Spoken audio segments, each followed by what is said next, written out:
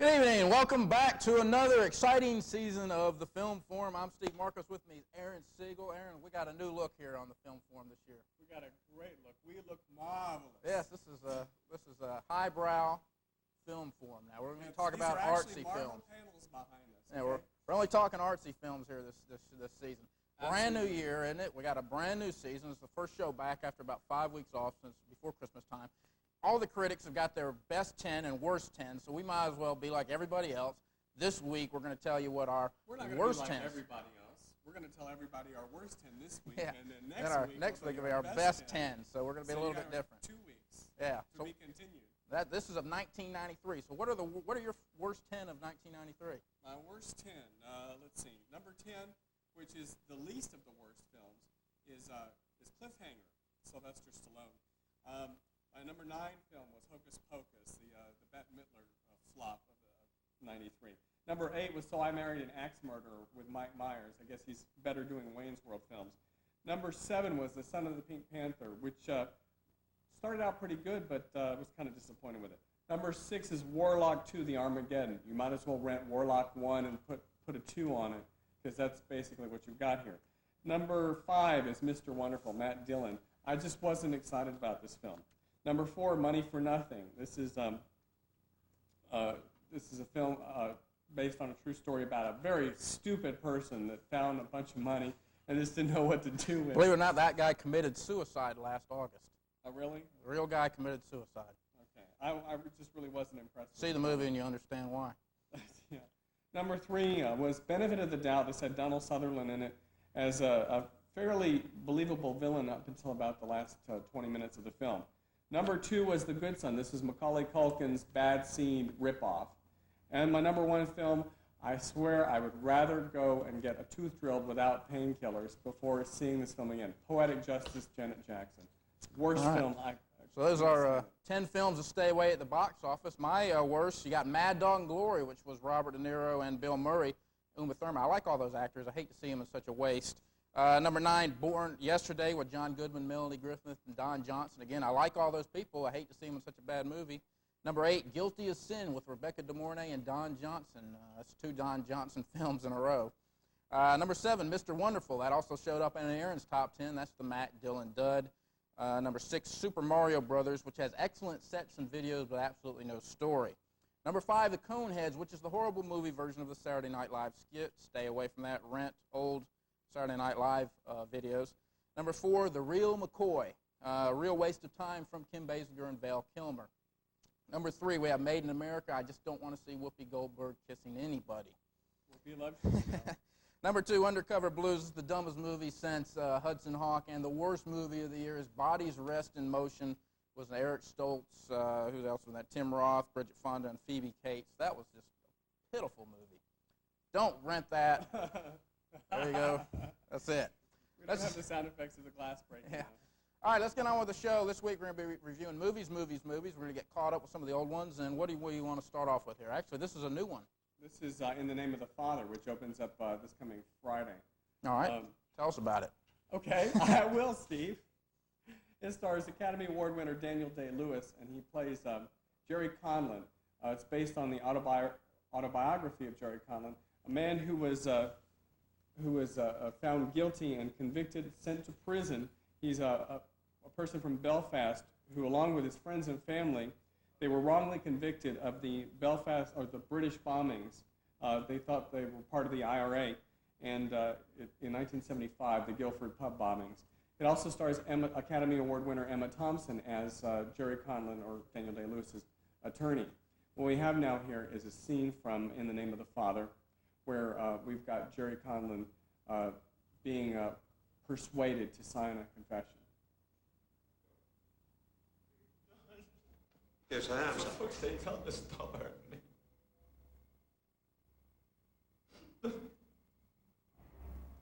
I swear to God, I know where I was at the time of the bombings. Have you any other alibis? I had told you before. I was with Paul Hill most of the day.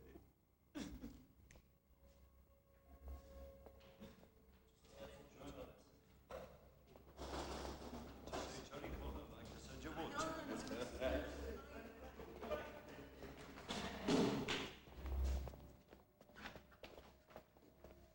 Who's this? Jerry Coleman. Have you anything to say to him? I've cleared my conscience. I advise you to do the same.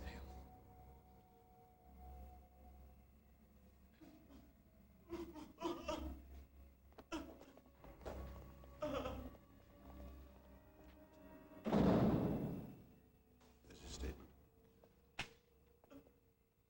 I didn't do this. Okay, that's a scene from In the Name of the Father, which opens up this coming Friday. That's the 21st. And it stars Daniel Day-Lewis, Emma Thompson, and has a great cast, great performances. Steve, what did you think? I went in this movie. It received a Golden Globe nomination for Best Drama, so I really expected a lot. And it is a good movie, but I didn't think it had the emotional impact that I was really looking for. It starts off with a bang. Jerry Collins on the rooftops, stealing scrap metal. He's mistaken for a sniper. This great chase through the streets of Belfast with the tanks just crashing the barricades. Everyone's running blockade for him, etc. And it's all choreographed to, I believe Bono did the song, the opening song to the film. I don't know if did you two, the band, do anything, or just him? I think so. Also, we have to remind people that when they go to see this film, see it in a digital theater. This film is incredible in digital sound. I mean, because the bombs and the music and the soundtrack and everything is just so much better. It's so much higher quality. That opening sequence was really good, but after that, I thought that the movie kind of slowed down. I think it might have taken on too many aspects of the Jerry Collins story. Maybe I didn't know if it was supposed to be a prison movie, sort of like Midnight Express. Was it supposed to be a movie exposing the injustices of the British government? They wanted to put someone in jail, and they did. Or was this supposed to be about the bonding of a father and a son, two people who really weren't very close to each other until they were thrown into jail? I think it kind of lost its focus a little bit there, and still a great movie, but not as good as I expected. I liked the film. I didn't feel like it was too long. I didn't feel like it was too short. I didn't really appreciate the ending as much as I thought I would. Yeah, that's what I say, the lack of emotional impact there. But I did like it. You did. I'm going to give this film 3 stars. All right, what about Daniel Day-Lewis's performance? What do you think of him? I thought it was excellent. Yeah, excellent. He received a Golden Globe for that as well. He puts these little details into his acting that no one else would. He's like smoking a cigarette, and he's like going out of his way to think of these behavioral quirks to really make the characters come to life. And I've never been impressed with him until this film. I thought it was great. I'm going to go with 3 stars as well, which is an even 3 here. Even 3. That's Even above 3. average on our 4-star Is that system. an oxymoron? Comes out this week. I recommend checking it out. It's 2.5 hours long. It is, you thought it wasn't long. It is 2.5 hours long, right? Anyway, let's get on with our next film. This is coming to The Air Up There, which came out on January 7th, which is 2 weeks ago. Stars Kevin Bacon. Jimmy Dolan is a college assistant basketball coach who aggravates the college program's top prospect, runs him off. So his job is in jeopardy, not to mention his chances for advancement to become head coach. So one day he's sitting around watching this video that was sent back from Africa by his the school's missionary program, and he notices a pickup basketball game being played in the background. He also notices a spectacular ball player with NBA moves, so he packs up his bags, heads down to Africa, and hopes to recruit the next Michael Jordan. Let's take a look at the scene from The Big Game. Solid, post up low. Look to him. But if you get open, let's see that sweet shot. Jimmy? Boss, you can. All right, come on, play hard. I didn't know you wanted my job that bad.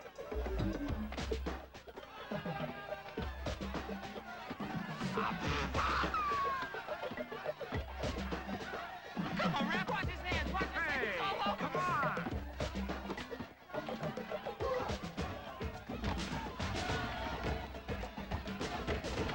Yes! That's our guy. That's him. Tell me you got him locked up, Jimmy.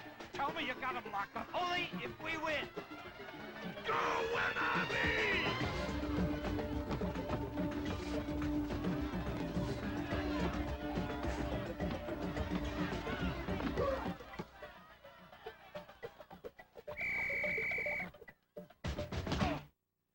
Okay. All right.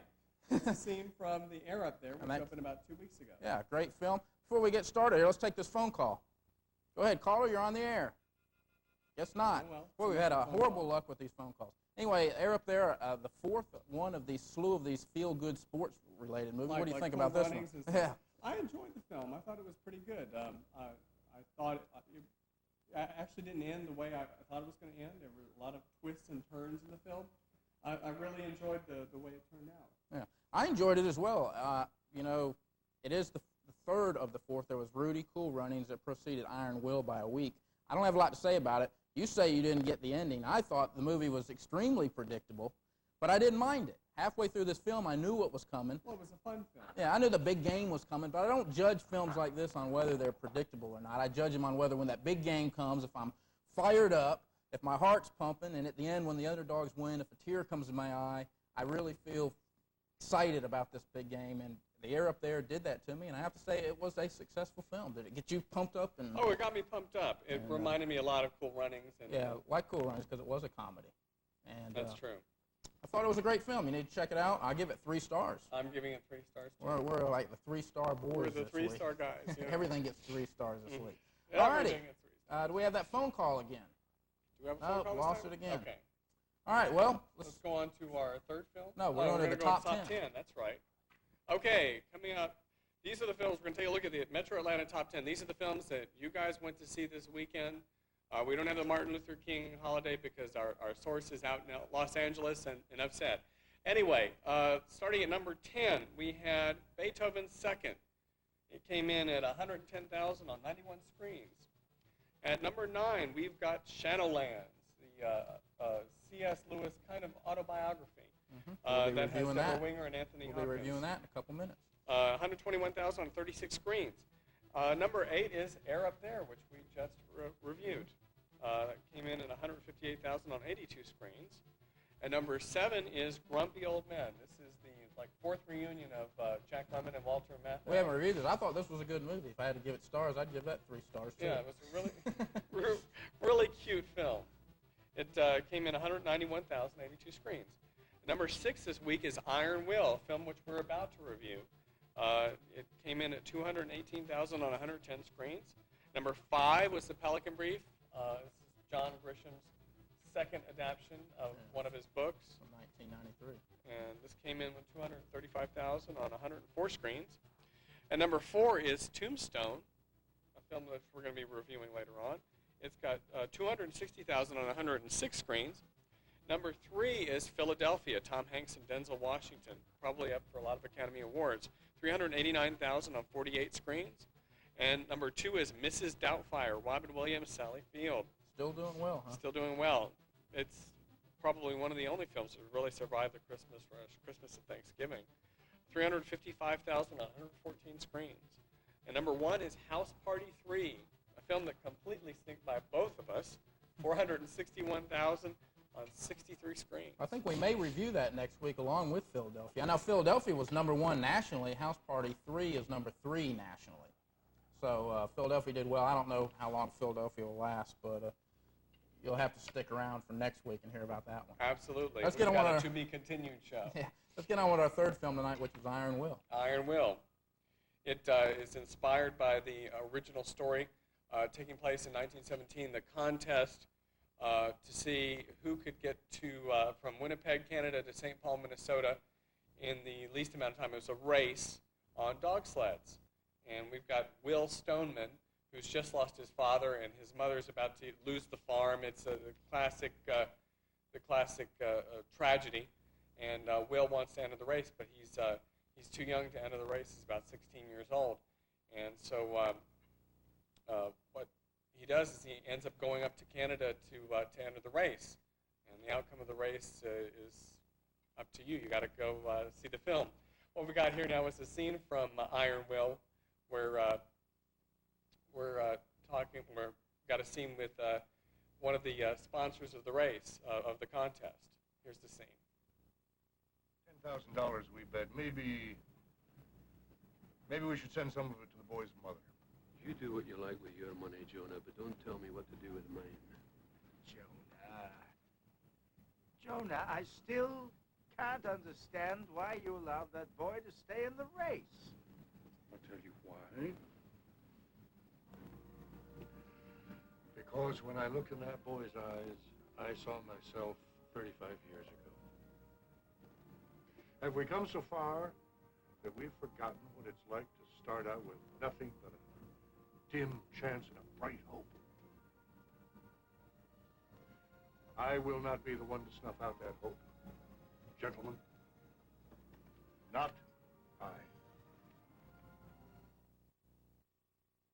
Okay, All right, that's a scene from Iron Will, which opened up last Friday. And Steve, it stars Mackenzie Aston and John Terry and Penelope Windus. Yeah, this is the fourth of the feel-good sports-oriented film, and I didn't really care for it that much, and I don't think it's because I'm getting sick of these things. I think this is really a Disney family film propaganda is what it is. The heroics are overblown, the dialogue is corny, it's overly patriotic. You'd almost expect this Steve, film are to... you serious? You didn't like this film? It's not that I didn't enjoy it. I just thought it was cornball. It was like something that could have come out in 1943 during the height of World War II. I mean, you got the all-American boy. He's fighting for his mom who's going to lose the farm. He's up against the Swedes and the Germans, and everyone that's not American is a bad guy, and they're all out there to cheat and get him. And I just thought it was just too inspirational. Melodrama. Too inspirational and too I don't know, idealistic for me. Oh, I liked it. I thought it was a great film. Oh, I think people will like it. I think it's very similar to all of these other films, and I think we need more films like this. Well, like I said, it's the fourth one to come along. It is a good film. It's a good film for the family, dog lovers, et cetera, et cetera. It's one of the few films I didn't particularly care for, but I can understand how people will enjoy this movie. You know, sometimes you know you hate it and you know everyone else is going to hate it. Sometimes you know you hate it, but everyone else is going to like it. It's kind of like that. Like I said, it's just too corny for me, bottom line. But a good movie to take a date to, nothing offensive to it. I'm going to give this film 3 stars. I'm going with 2 on this one, just average, so we're coming out 2.5 stars, which is still a little bit above average. And that was, like I said, Disney film, the family propaganda movie. All right. All right, so let's go on to our fourth film. Yeah, fourth film tonight we have, let me see what we have here. We have Shadowlands. Now, this came out the same week as The Air Up There, which was January 7th. It stars Anthony Hopkins and Deborah Winger. The story of British author C.S. Lewis and his tragic love affair with American poet Joy Gresham. Now, the elderly Lewis has isolated himself from any love relationships because he wants to protect himself from the heartaches that go along with love. That is until he meets Gresham, a lady who makes him understand that the joys of love far outweigh any of the sorrows that could ever go along with it. Let's take a look at a scene from Shadowlands. Jack, you seem to have found a soulmate. I thought you believed we didn't have souls, Christopher. Well, yes. Now, I regard the soul as an essentially feminine necessity. And in man, quite different from animus, the male variant. This is how I explain the otherwise puzzling difference between the sexes, where men have intellect, women have soul. As you say, Professor Riley, I'm from the United States, and different cultures have different modes of discourse. I need a little guidance here. Are you trying to be offensive or just merely stupid? Let me introduce you to some friends of mine.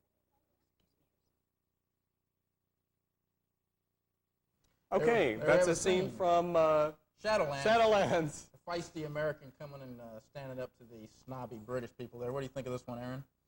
I liked it. Did you? What'd you like about it? What did I like about this Come film? up with something. God, you put me on the spot, Steve. That's your job. I don't know. I kind of liked it because I never knew. I'd read some of C.S. Lewis's work, and I never knew anything about him, and I never knew how much of a person that he had. He was a control freak. He had to be in control of his life, and Deborah Winger's character saw right through that. Mm-hmm. I got something completely different out of it. I think a lot of people may come out of the movie thinking this is a romance, etc.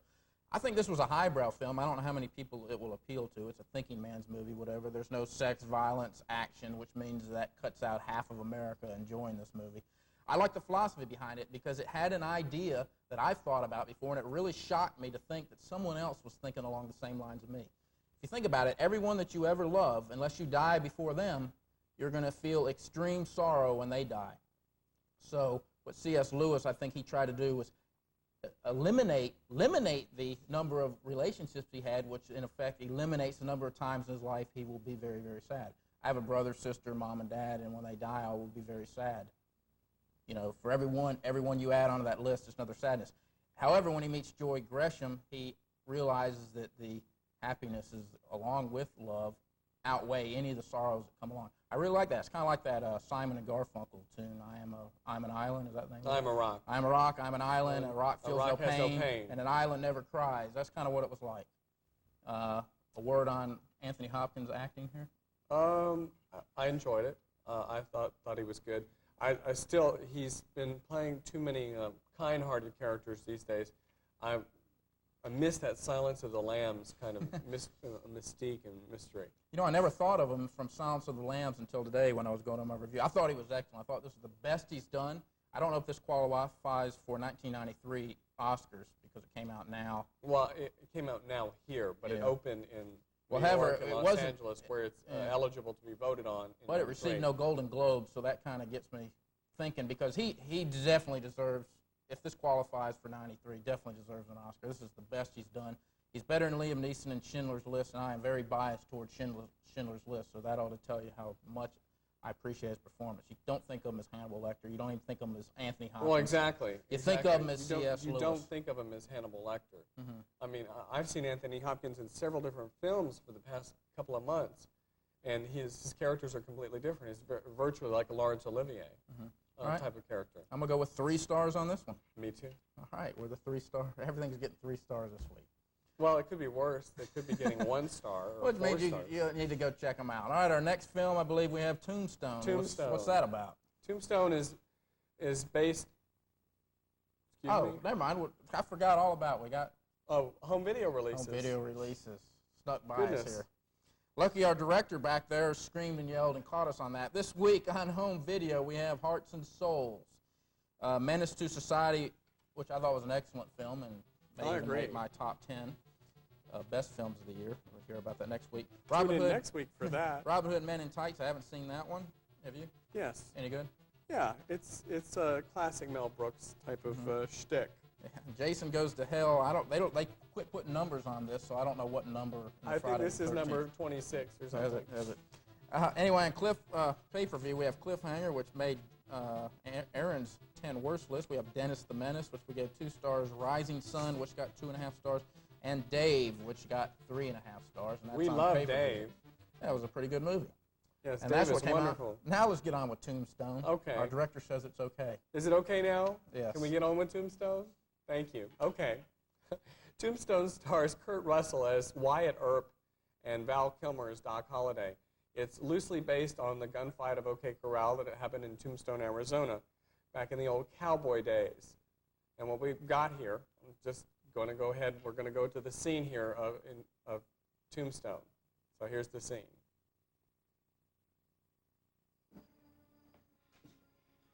Makes a man like Ringo, Doc.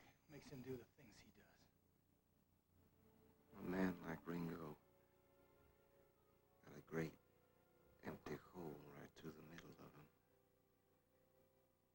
He can never kill enough or steal enough or inflict enough pain to ever fill it. What does he need? Revenge. For what?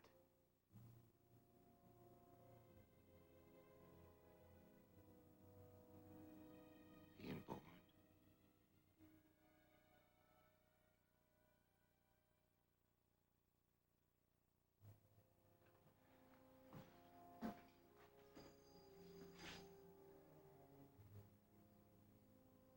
It all happened so fast with Curly Bill, I didn't really have time to think about it, but I've had plenty of time to think about this.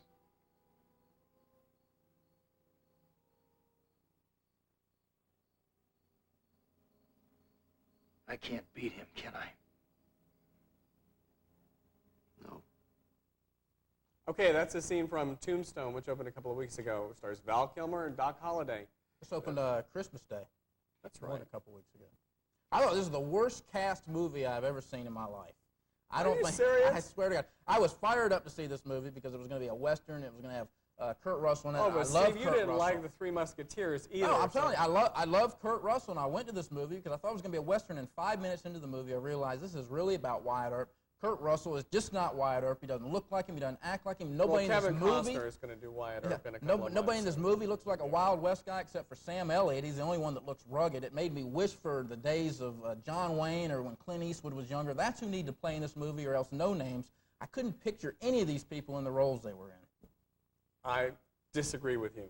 I thought Val Kilmer was excellent. I thought Kurt Russell was excellent. I thought that Sam Elliott was excellent. Oh, they were all great.